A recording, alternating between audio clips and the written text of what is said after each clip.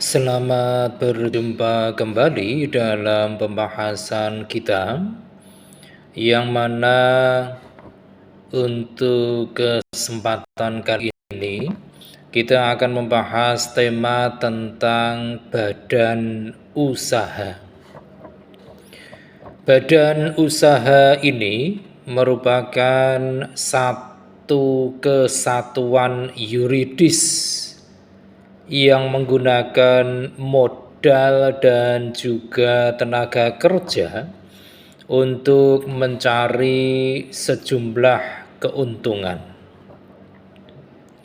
Kalau kita berbicara tentang badan usaha ini, maka sejatinya di dalam praktiknya kita bisa mengenal berbagai macam dari badan usaha ini. Kalau kita berbicara lebih jauh tentang macam dari badan usaha ini, maka kita dapat meninjaunya dalam berbagai aspek. Aspek yang pertama yaitu jenis ataupun macam badan usaha. Kalau kita mencapai suatu pemahaman dalam aspek kegiatannya, berdasarkan kepada kegiatannya, maka badan usaha itu ada beberapa macam yang perlu kita ketahui bersama. Yang pertama adalah ekstraktif. Ekstraktif ini merupakan suatu kegiatan yang dilakukan dengan mengambil apa yang telah dihasilkan oleh sumber daya alam. Misalnya saja hasil laut, kemudian ada hasil hutan dan sebagainya. Ini adalah badan usaha ekstraktif. Kemudian berikutnya adalah badan usaha jasa. Untuk badan usaha jasa,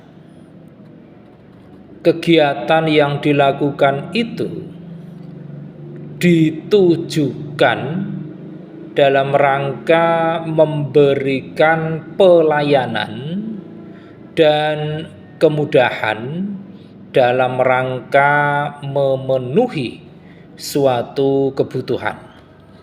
Misalnya saja kita mengenal jasa perbankan. Ada yang disebut dengan jasa pengangkutan dan sebagainya.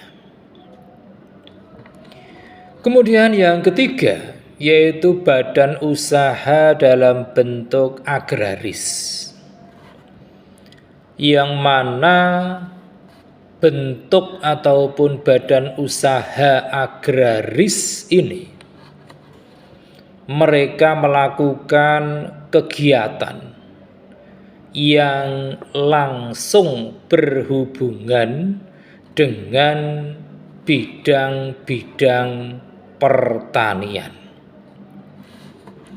Selanjutnya adalah badan usaha yang bergerak dalam bidang industri.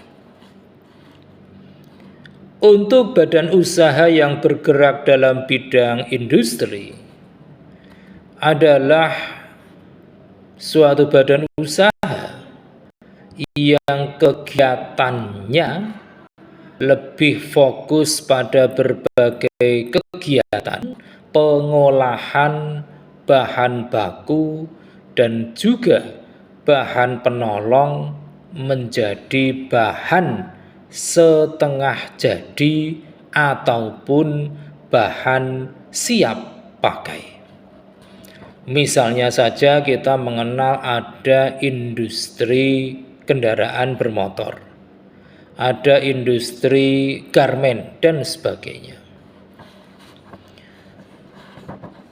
Dan bentuk yang lain yaitu adalah badan usaha yang bergerak dalam bidang perdagangan,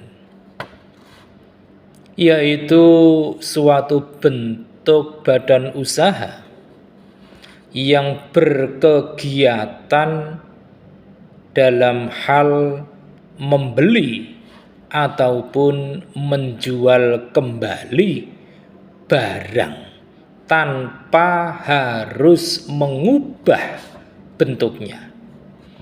Misalnya saja ada saudara-saudara kita yang bergerak dalam bidang perdagangan beras dan sebagainya. Itu tadi kesemuanya merupakan badan-badan usaha kalau kita meninjaunya dari aspek berdasarkan kegiatannya. Kemudian yang kedua, yaitu bentuk-bentuk badan usaha ataupun jenis-jenisnya. Manakala kita meninjaunya dari aspek kepemilikan modalnya. Untuk badan usaha yang kita landaskan kepada kepemilikan modalnya, maka kita mengenal ada yang disebut dengan badan usaha milik negara, atau yang lebih sering dikenal dengan istilah BUMN. Di mana untuk BUMN ini pemilik modalnya sebagian besar adalah pemerintah ataupun negara. Kemudian yang kedua, kita mengenal ada yang disebut dengan badan usaha milik swasta, atau lebih sering digunakan istilah BUMS. Yang mana BUMS ini semua modal perusahaan dimiliki oleh kalangan swasta, baik itu swasta nasional maupun swasta asing. Kemudian yang ketiga, masih berdasarkan kepada kepemilikan modalnya, maka ada jenis badan usaha yang disebut dengan badan usaha campuran,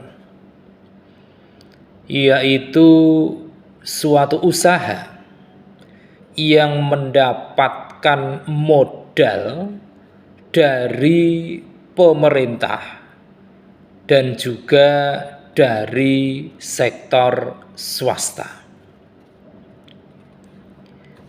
Kemudian yang terakhir, macam dari badan usaha berdasarkan kepemilikan modalnya, yaitu badan usaha milik daerah. Ini seringkali kita menyebutnya dengan BUMD, yang mana untuk BUMD ini status kepemilikan modal usahanya itu berada di tangan pemerintah daerah. Kemudian yang ketiga, macam ataupun jenis badan usaha kalau kita meninjaunya dari aspek wilayah negara. Yang pertama ada yang disebut dengan penanaman modal dalam negeri. Ini sering digunakan dengan istilah PMDN, yang mana semua status kepemilikan modal perusahaan berada di tangan masyarakat dalam negeri kita. Kemudian yang kedua yaitu penanaman modal asing atau PMA. Untuk PMA ini merupakan perusahaan milik asing, di mana mereka melakukan operasional perusahaannya di wilayah Indonesia ataupun di dalam negeri kita. Nah, selanjutnya di dalam praktik bisnis kita juga mengenal beberapa bentuk badan usaha. Di antara beberapa bentuk badan usaha tersebut, kita mengenal ada yang disebut dengan koperasi. Kalau kita berbicara tentang koperasi ini, maka tentu kita pun akan lebih mudah untuk mengenalinya manakala kita memahami tentang ciri-ciri dari koperasi ini. Koperasi memiliki beberapa ciri yang bisa kita identifikasikan. Yang pertama yaitu bahwa di dalam suatu koperasi, pemilik koperasi biasanya dapat berupa kumpulan perorangan ataupun badan hukum koperasi. Kemudian ciri yang kedua yaitu bahwa semua modal koperasi itu terdiri dari modal sendiri dan modal pinjaman.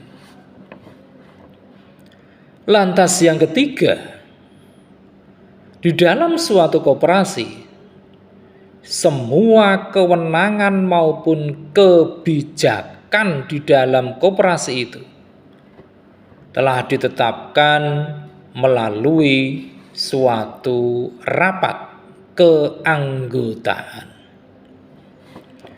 Lantas berikutnya, bahwa di dalam suatu koperasi, kekuasaan tertinggi adalah berada di tangan rapat anggota. Dan ciri berikutnya yaitu bahwa semua pengurus koperasi memiliki tanggung jawab atas proses pengelolaan koperasi. Ini adalah bentuk badan usaha berbentuk koperasi. Kemudian ada pula bentuk usaha yang disebut dengan firma. Kalau kita berbicara tentang firma, maka sejatinya firma ini merupakan persekutuan di antara satu orang ataupun lebih, dengan di mana mereka menjalankan suatu usaha secara bersama-sama dengan tujuan untuk berbagi keuntungan. Semua anggota firma memiliki tanggung jawab atas badan usaha perusahaan, dan juga mereka menyerahkan modal sesuai dengan yang tertera pada akta pendirian firma. Kalau kita berbicara firma ini pula, maka firma ini memiliki kelebihan. Di antara kelebihan yang dimiliki badan usaha berbentuk firma, di antaranya yaitu bahwa semua kebutuhan modal itu akan lebih mudah untuk dapat terpenuhi, dan semua keputusan dapat diambil secara bersama-sama. Akan tetapi, bentuk badan usaha berupa firma ini juga di dalamnya mengandung berbagai kekurangan.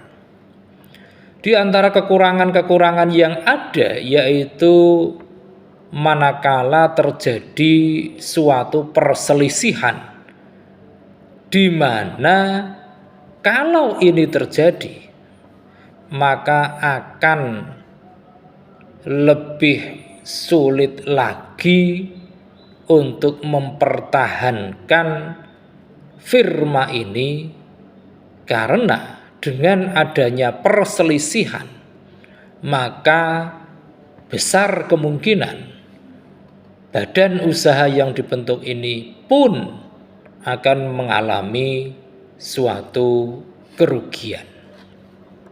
Ini adalah badan usaha berbentuk firma.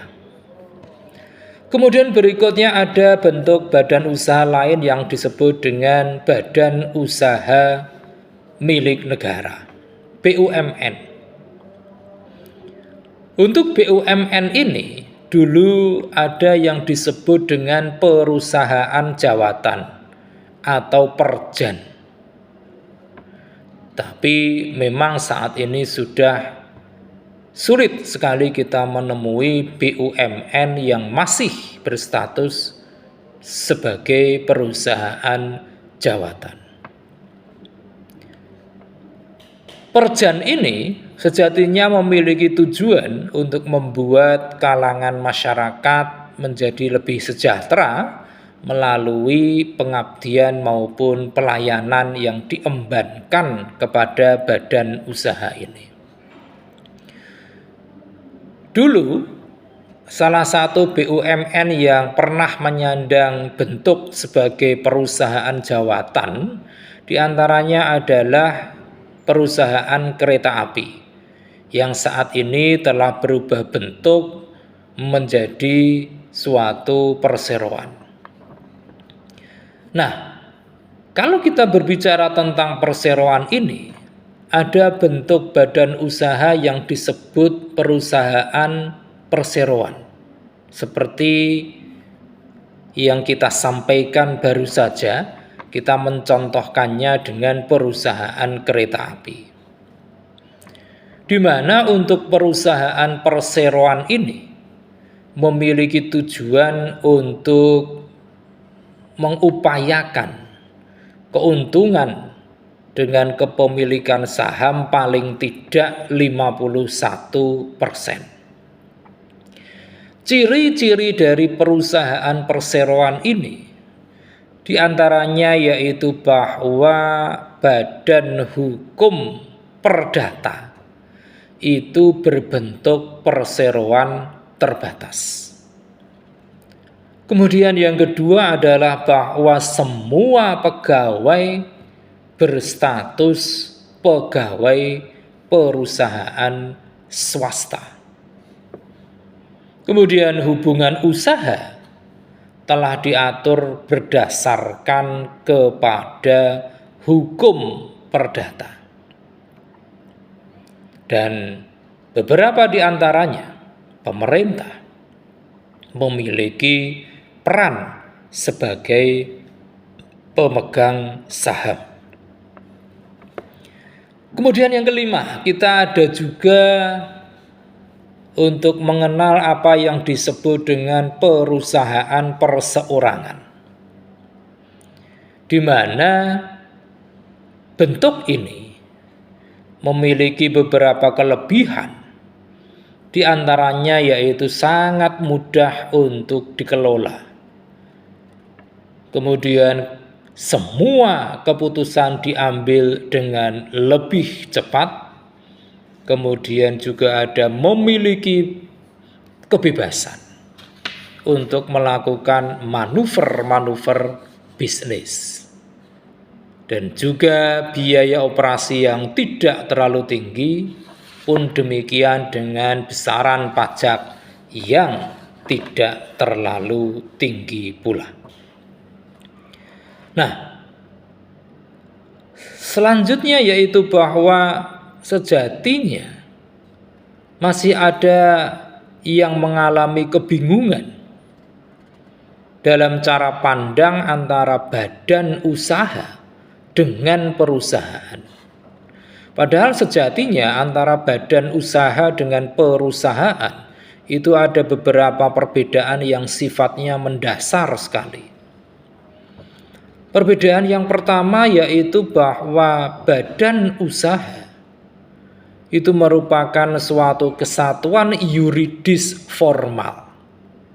Sedangkan untuk perusahaan lebih banyak diartikan sebagai kesatuan teknis produksi. Kemudian perbedaan yang kedua yaitu bahwa badan usaha itu bersifat abstrak, bisa dilihat dari akta pendiriannya.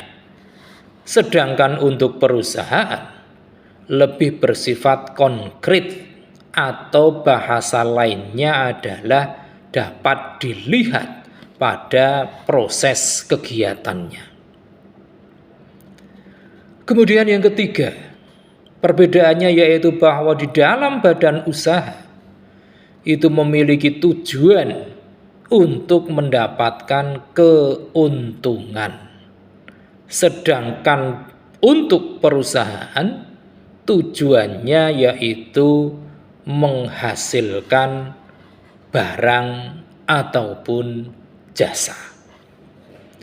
Dan perbedaan yang keempat yaitu bahwa badan usaha bersifat resmi ataupun formal. Sedangkan untuk perusahaan sifatnya bisa resmi ataupun bisa pula tidak resmi. Demikian pembahasan singkat kita kali ini tentang badan usaha. Mudah-mudahan ini semakin memperluas cakrawala pandang kita tentang dunia bisnis dan usaha. Terima kasih atas perhatian Anda semua. Kita akan meneruskannya dengan berbagai penelaahan tentang topik-topik yang tidak kalah menariknya pada sesi-sesi berikutnya. Jangan lupa setelah menyaksikan tayangan ini, silakan klik di layar Anda untuk like, komen, share, dan tentu saja jangan lupa subscribe.